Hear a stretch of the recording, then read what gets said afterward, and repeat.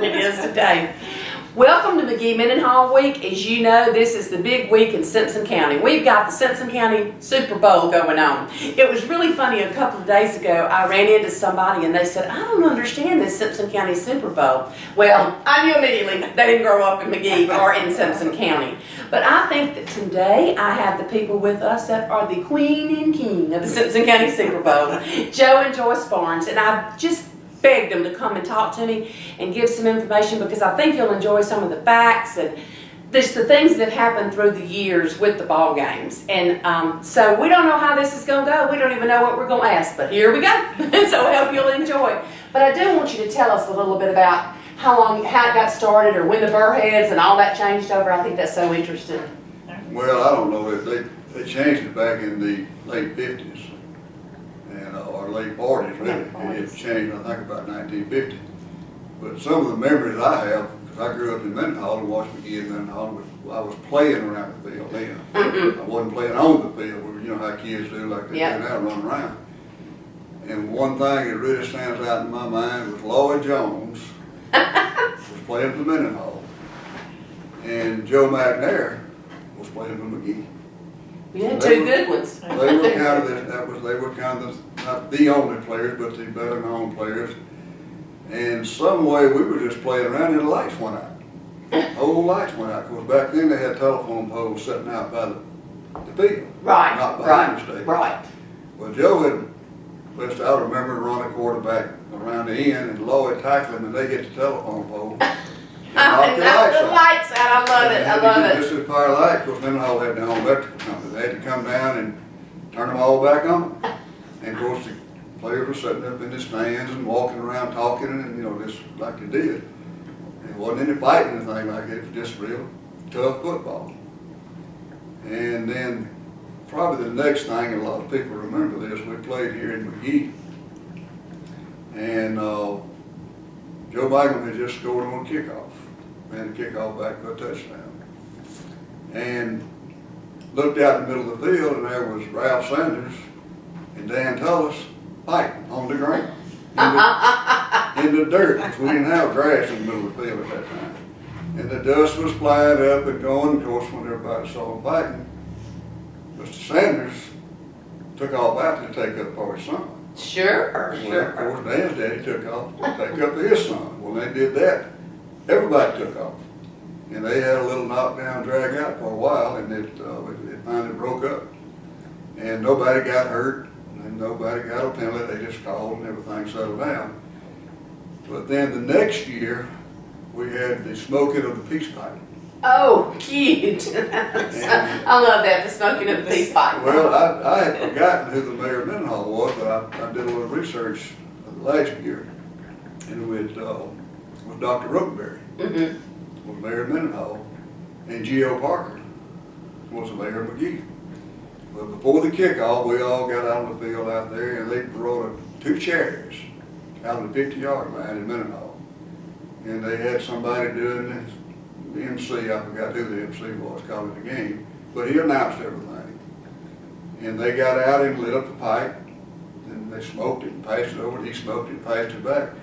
And to my knowledge, we hadn't had a fight since then.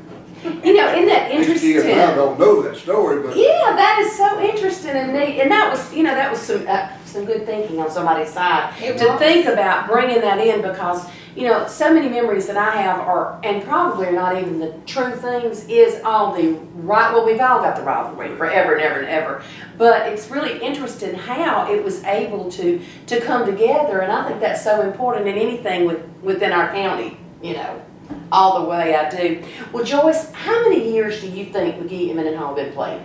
I think probably this is probably the 82nd or 83rd year.